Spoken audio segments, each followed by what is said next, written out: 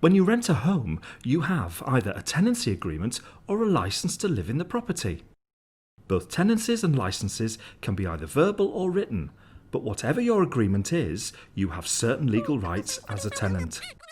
Of course, tenants have certain responsibilities too, such as paying rent on time, keeping the property clean and tidy, and not causing a nuisance being the main ones.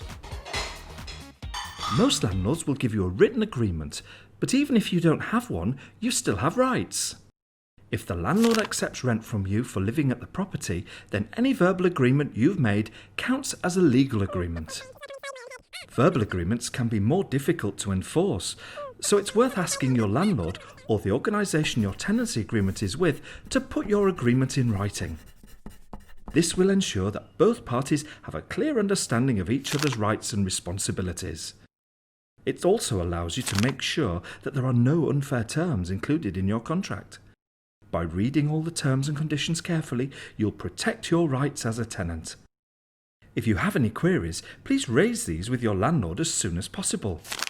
In general, your agreement should include the following: names of the tenants, the address of the property you're renting, as well as the landlord's name and address. The agreement will also specify how much the rent is and when it's due, as well as what the rent covers. Water rates, council tax, and some bills may be included.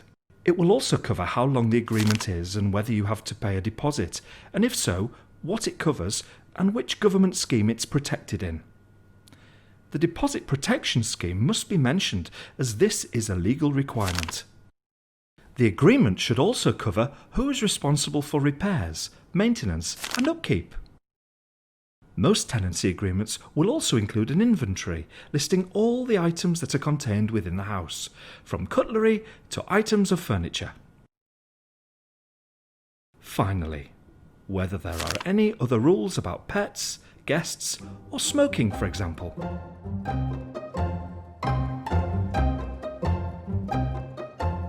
For further advice, get in touch with the on-screen contact.